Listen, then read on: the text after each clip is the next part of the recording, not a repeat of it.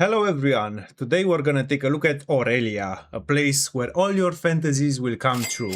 This game falls more into the casual side of gameplay, so no more frame perfect dodges for 3 hours to unlock a teasing scene. And you get to mingle with sorcerers, dragons, elves, dwarves, and cursed skulls. Aurelia is truly a paradise for every man, much like Thailand. Gameplay. Aurelia offers a bit of everything, from a dating simulator, which actually is more of a chore simulator, because we all know that women love men for what they can do, not for what they are, to minigames, RPG elements, and even a first-person dungeon crawler for endgame content. So let's start with the chores. Like most games in this genre, you have your usual cast and their respective scenes, and to unlock them, you need to increase the love meter. And with that comes the usual chore list. At least here it's more lenient than in real life. But some scenes will require a bit more effort. And that brings us to the next part, the minigames. Obviously they were added to spice up the gameplay a bit, from simple ones like fishing, where you just need to jiggle the mouse left and right to catch the fish, to a tower defense with multiple waves and bosses. And you'll have to get used to them, since this will be your main source of money in the early game. Fish sells quite well, and the tower defense gives you gem shards that can be combined and sold for quite a sum. And for some people, this might be enough to justify a full game, but Aurelia features also a dungeon crawler, which was my favorite part of the game. At some point in the game, you'll find Ezra, and she will help you open a portal to a different dimension, which is Melkor's realm. And here the fun starts. The dungeon is divided in 6 main domains. In each one, you will encounter different enemies, loot, HP and mana regen, quest givers, merchants, and the final boss. Every time you advance a room, you discover what will be in the next ones, so it's quite easy to cheese the levels and go straight to the next level. But you will probably have to do multiple runs to unlock everything. At some point, you'll have to exit since monsters become too hard to handle and you need to increase your stats. Here are the domains in order: the dungeon, jungle, hell, ethereal, then you'll reach a crossroad. For endless mode, you'll need to complete it for extra scenes, Zombieland and North Pole. For fighting, you have your stats, potions to increase said stats, and the possibility to equip an artifact that will give some bonuses, like regenerating some mana, to the ability to turn money into power, and lastly spells. And I can say that all of them are somewhat useful. Each of them has a special effect, like lowering the attack of the enemy, the speed, draining mana, and even going berserk. And the most important one, domination. After you defeat an enemy affected by this debuff, you unlock their respective scene, which in my opinion is better than the usual defeat scene. So I really have to lose to every mob in the dungeon and then restart the level. I'm already sick of the chores from the hoes in the village. You unlock a new spell each time you kill a boss, and the artifacts can be bought from the merchants that you may encounter in the levels. There's no efficient healing in the dungeon. You can use your healing spell, but that will waste quite a lot of mana and you'll lose your turn. But the most efficient way to heal is by encountering this statue and paying a small tribute in epochs, which is the dungeon currency, to regen health or mana, or both. You can also use the epochs to trade with realm traders. They will provide gems needed for the quest and artifacts for your survival. As you probably saw already, the fights are turn-based, but they are decided by the speed of your character. You can even get 2 turns in a row if you drink some agility potions or just slow the enemy with a spell. You can see which one of you has the next turn by this white bar.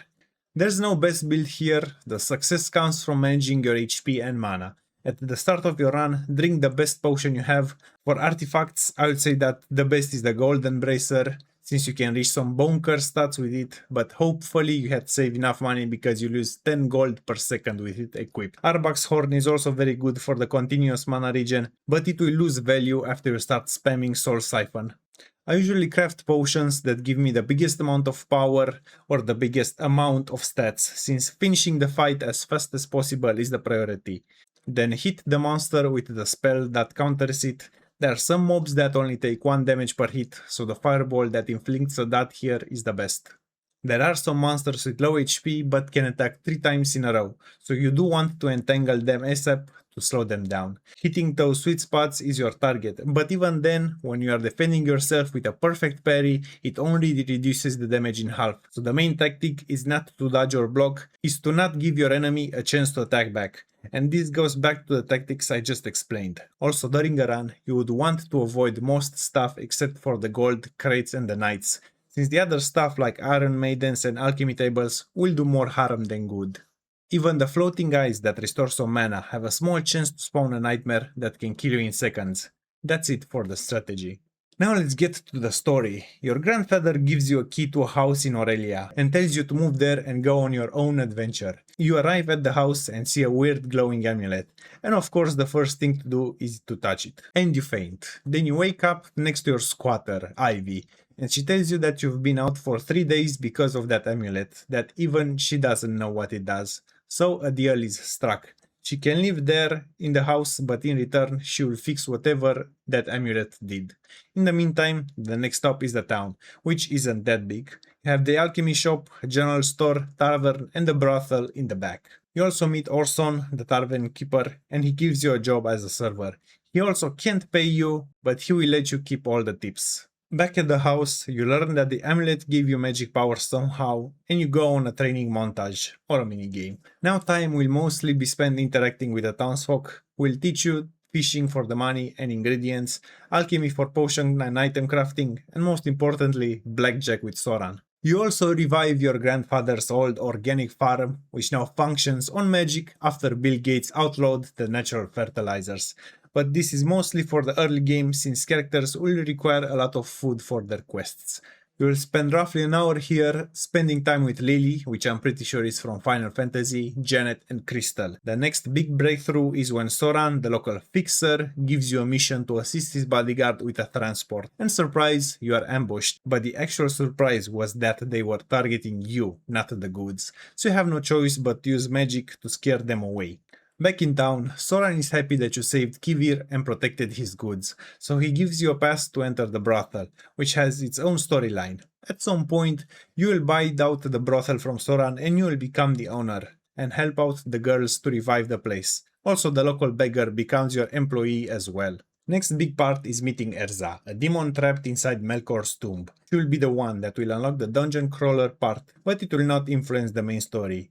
And on top of all this, another squatter comes, Scarlet.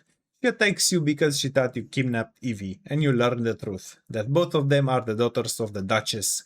Ivy ran away from home because she was too strict, and Scarlet hopped on to find her. After some more chores around the town, the goddamn ebony warrior himself comes and calmly says, "You come with me," where you meet the Duchess herself, Elizabeth. She first is under the impression that you kidnapped one of the best sorcerers around these parts and a very skilled combatant, when in reality they both squatted at your place, vaporized your clothes and tied you up. But she also reveals that the amulet is just half of the whole artifact. The one that you touch gives you the power and the other part takes the toll, which is watching 3 hours of the new picture feature on Instagram. And understandably, this makes sense on why Elizabeth sent mercenaries to find the girls. But there's a way to get rid of the toll that the amulet will take and will instantly send you to the Shadow Realm. 3 artifacts of immense power. First one is a piece of Lyri statue, the goddess that the local church worships. You get it just by finishing Ginny's questline. Next one is a sword that burns forever, and the only clue is that it's in a dragon lair. So we go to consult the local lizard, close enough I guess, and she tells you that this is not her original form, because she has been kicked out from her lair by another dragon. So with some help from Ginny and after some puzzles, you sneak back into the lair and overpower the current tower and take back the stolen land. And the sword is yours. Last artifact is from a necromancer who tried to achieve immortality, and he succeeded by becoming a floating skull. He'll give you the ring in exchange of boning some girls and stealing some of that experience. The next day, some demon named Gorgoth tries to attack and kill you. Even Ivy can put a dent in him, but you get saved by Lyri's magic. And now you have to confess to them that you've been doing their mom. You steal a book from the castle and learn that Gorgoth is a primordial demon and Elizabeth made a deal with him in exchange for power. Now it's time to storm the castle. Elizabeth confesses that she made a deal with him in exchange for power in order to protect them after the Duke died. Gorgoth makes an appearance and, as any Disney villain, has to monologue his plan, and that was to make Ivy hate humanity and unleash a beast of a sorceress into the world so he can feed off the chaos. And just as the monologue is over, you stab him in the heart with the sword and he explodes. The end. The scenes. It's mostly vanilla, which is a breath of fresh air after coming straight from Sinistar, with some fantasy-like characters, which I've already mentioned, and some light BDSM. As you may have noticed by now, the pixel art is top notch, you get static and animated scenes, even with the sticky stuff at the end. There are around 100 scenes in total, split between the NPCs in town and the monsters in the Melkor's dungeon. You can select each girl and you'll receive a hint on how to progress with her. The good. What I can say is that the game provides quite a lot more than expected. Dating sim, which mostly lets you run around and log the scenes at your own pace. Obviously, you'll need to progress the main story to unlock the new characters, but other than that, you have complete freedom. Even after you finish the game, you are free to roam around and interact with all the characters. On top of that, you have the minigames, and on top of that, you have the Melkor's Realm, which took me a couple of minutes to explain and still left some things out. What I'm trying to say is that this game provides quite a lot for something in this genre, and for 15 bucks on a sale, it's more that you could ask for. The bad. A good criticism is that some characters are lacking scenes, or even variation in said scenes. My biggest bummer was that the dungeon monsters only have one scene, and I expected at least two. Also, you will find no voice actors in here. All the characters speak like Sans from Undertale.